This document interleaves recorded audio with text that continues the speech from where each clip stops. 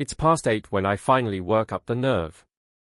Emily's in the living room now, curled up on the couch with her knitting, a lopsided scarf she's been swearing at for days, muttering about stupid tension and why won't you behave. The TV's on, some cooking show with a guy yelling about risotto, but she's not really watching, her needles clicking softly. I take a deep breath, my phone still clutched in my sweaty hand, and sit across from her on the armchair. My heart's pounding so hard I'm sure she can hear it. Hey, Em, I say, my voice wobbling more than I'd like. Can we talk? She looks up, those green eyes bright and curious, and nods. Sure, what's up? Her tone's light, but there's a flicker of something, worry, maybe, in her face. I swallow hard, my mouth dry as sandpaper. I saw something today. On Reddit. Your post? The one in our unsent letters. To the one who doesn't know. Her face freezes, like someone hit pause on a movie. The needles stop mid-stitch, and her cheeks flush pink, then red, spreading down her neck. You what? She squeaks, her voice high and shaky. The scarf slips from her hands, landing in a heap on the floor with a soft thud. I stumble forward, words tumbling out in a rush. I didn't mean to snoop, I swear. I was just scrolling, and I saw your username, and I clicked it, and, God, Em, is it me? Or is it someone else? Because I've been sitting here all day freaking out, reading everything you wrote, and I need to know. Are we okay? Did I mess this up somehow? My voice cracks, and I hate how desperate I sound, but I can't stop. You said you're scared it'll change us, and I don't get it, because I love you, you know I do, but maybe I haven't been showing it right, and... She cuts me off with a laugh, not a mean one, but this loud, helpless burst that fills the room and throws me completely off balance. Oh my God, Tom, you idiot, she says, wiping her eyes with the back of her hand. It's you. It's always been you. I blink, my brain scrambling to catch up. Me? I echo, sounding like a total moron. She nods, still giggling, but there's this shy edge to it now, her blush deepening. Yeah, you. I wrote it a few weeks ago. I couldn't sleep, and I was watching you snore. Don't make that face, you totally snore, and I felt so much, you know?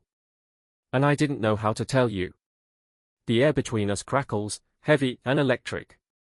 I lean forward, elbows on my knees, staring at her. But why didn't you? You wrote all this stuff, about being scared, about me not seeing you. Em, I see you. I love you. My voice breaks again, and she stops laughing, her eyes soft and wide, glistening a little. I know you do, she says quietly, almost a whisper. But you're so easygoing. You're always fine, always steady, and I'm over here feeling everything so big, and I didn't want you to think I'm some clingy mess. She twists her hands in her lap, the scarf forgotten on the floor. I guess I put it online because it felt safer than saying it to your face. I'm stunned, my mouth hanging open like a fish. Here I was, imagining some wild drama, her pining for the barista at our coffee shop or something, and it's just us, same as always, but deeper than I ever guessed. Clingy? I say, half laughing, half choked. Em, I'd kill for you to be clingy. I thought you were pulling away because I'm boring or something. I've been sitting here thinking I've failed you, that you're unhappy, and, she snorts, shaking her head, cutting me off. You're not boring. You're my favorite. I didn't want to scare you off with how much I feel sometimes. The tension snaps like a rubber band stretched too far. We're both laughing now, shaky and real, and I slide off the chair, dropping to my knees in front of her, grabbing her hands. Scare me off? Em, you're stuck with me. You could write a whole novel about how much you love me, and I'd just be smug about it.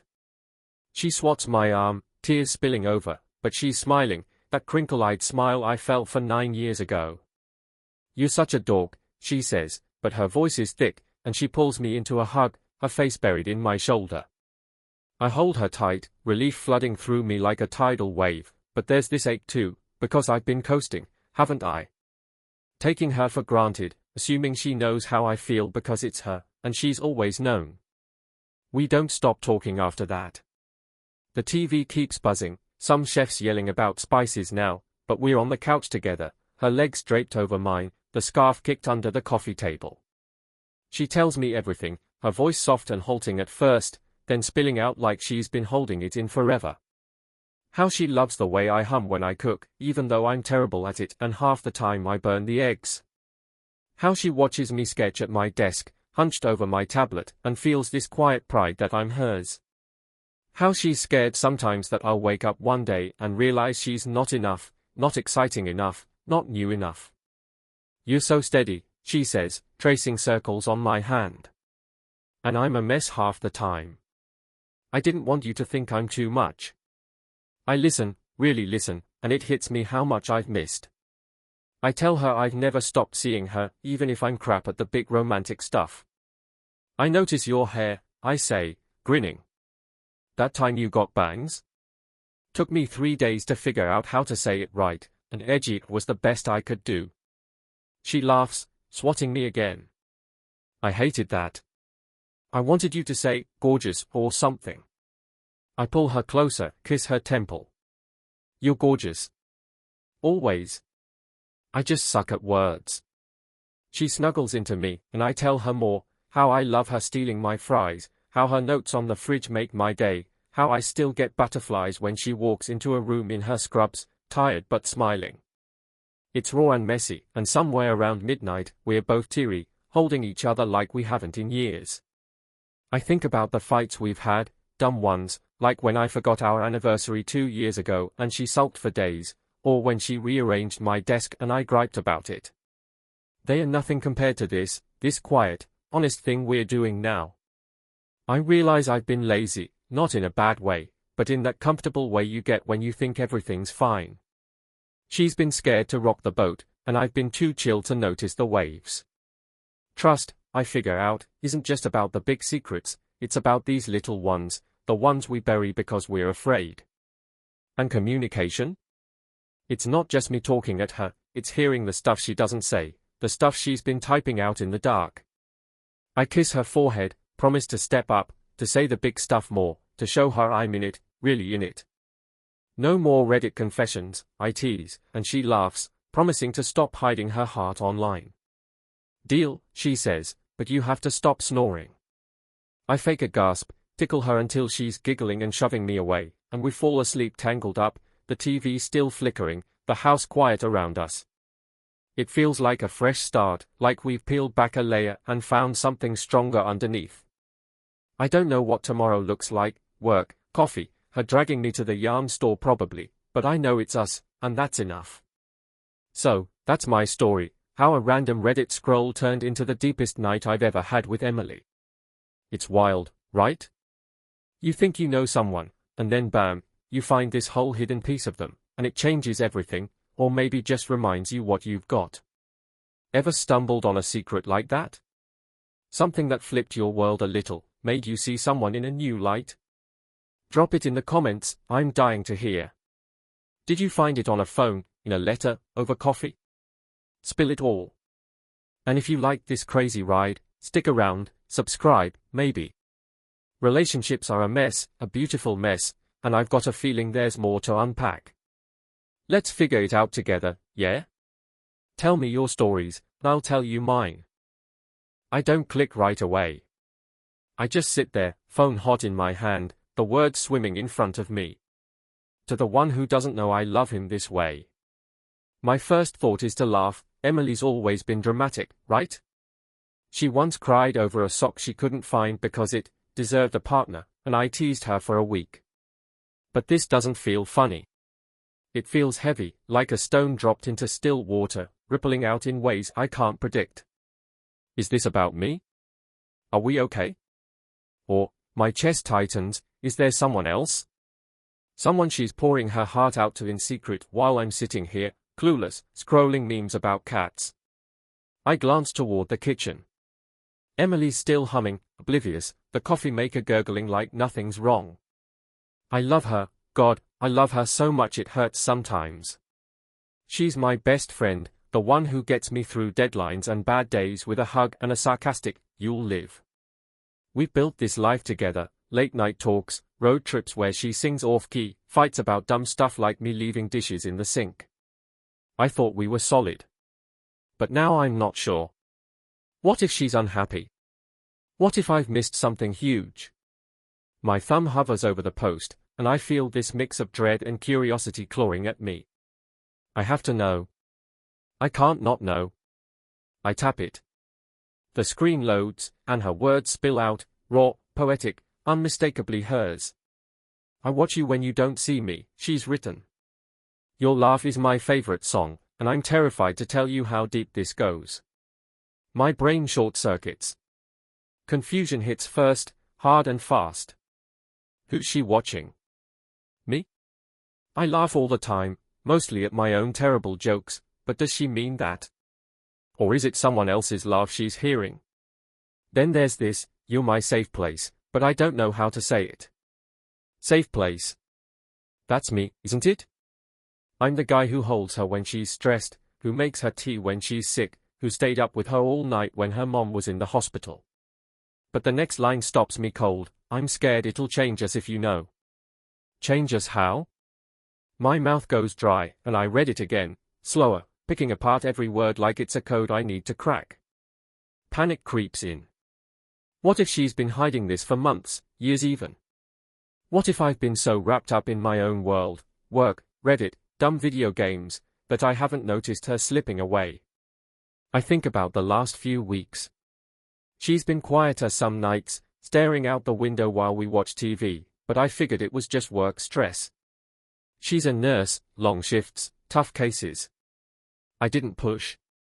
Maybe I should have. But there's this tiny spark too, this weird hope flickering under the fear. What if it is me? What if she's just being her overthinking self, writing something mushy because she's Emily and she feels things big? I lean back, the couch springs groaning, and realize I'm in deep. This isn't just a post. It's a door I can't unopen, and I'm terrified of what's on the other side. I don't stop at the post. I can't. It's like I've tripped into a rabbit hole, and now I'm digging, scrolling her profile like some amateur detective. I've never done this before, why would I? She's my wife, not a stranger. But there it is, star in it and 92, and it's all her. The knitting stuff's there, sure, comments on our knitting about stitch counts, a rant about a dropped needle that made her want to yeet the whole project out the window. I smile despite myself. That's her, all right, dramatic and adorable. But then there's more, stuff I didn't expect. A thread in our relationship advice from 3 months ago, how do you keep the spark alive when you've been together forever? Her comment's long, thoughtful, and it hits me like a brick. He's my everything, she wrote, but sometimes I wonder if he still sees me, you know? Like, really sees me. He's so chill, it's hard to tell if he's still in it. My gut twists. Sees her? Of course I see her. I notice when she gets a haircut, well, mostly. That time she got bangs, I told her she looked edgy, and she rolled her eyes but smiled. I tell her she's beautiful when she's in her ratty pajamas, covered in flour from baking cookies she burns half the time. But maybe that's not enough. Maybe I've been too chill, too comfortable, assuming she knows how I feel because I'm not the guy who writes poetry or buys flowers every week. I keep scrolling, heart pounding. There's a story in our writing prompts, posted a month ago, about a woman secretly in love with her oblivious husband. She watches him fix the sink, it says, and wonders if he knows her heart beats faster every time he curses at a wrench. I laugh, loud enough that Emily calls out, "What's so funny?" I mutter, "Nothing, because that's me, I'm useless with tools," and she teases me every time I try to fix something. But the laughter fades fast. Is this fiction, or is it us? There's more. A comment in our Ask Women about feeling invisible sometimes, another in our Life Pro Tips asking how to say the big stuff without sounding needy. My throat tightens. Invisible? Needy? She's never said that to me, not out loud. But now I'm replaying everything. Last week, she asked, "Do you still think I'm fun?" all casual, twirling her hair. I'd laughed, said, "You're the funnest," because I thought she was joking. Was she? 2 months ago, we were at dinner, and she got quiet, staring at her plate. I asked what was wrong, and she said, "Just tired." I let it go. Maybe I shouldn't have. My head's spinning, and I feel this ache, guilt, maybe, or fear that I've let her down without even knowing it. I spend hours like this, the room darkening as the sun dips below the horizon. Emily's still in the kitchen, oblivious, clattering dishes and singing off-key, some pop song now, her voice cracking on the high notes. I think about our life, the little moments. How she lingers when we hug, like she's waiting for me to say something more. How she leaves me notes on the fridge, "Don't forget milk, dummy," and I stick them in my desk drawer because they make me smile. How she fell asleep on my shoulder last movie night, her breath warm against my neck. I love her so much, but I'm not good at the big gestures. I don't say it enough. Maybe she's noticed. Maybe she's been screaming for me to see her, and I've been too blind, too wrapped up in my own little world. But there's something else too, this flicker of awe cutting through the panic. She's been writing about me, about us, pouring out all this love in secret, and it's beautiful in a way that makes my chest hurt. The post in our unsent letters is the longest, the rawest. "You're my anchor," she wrote, "but I'm scared you don't feel it too. I watch you when you're lost in your own head, sketching or laughing at something dumb, and I'd give anything to keep you safe." Safe from what? I wonder. From the world? From me screwing this up? I read it again, then again, and each time it sinks deeper. She loves me, really loves me, and she's terrified I don't know.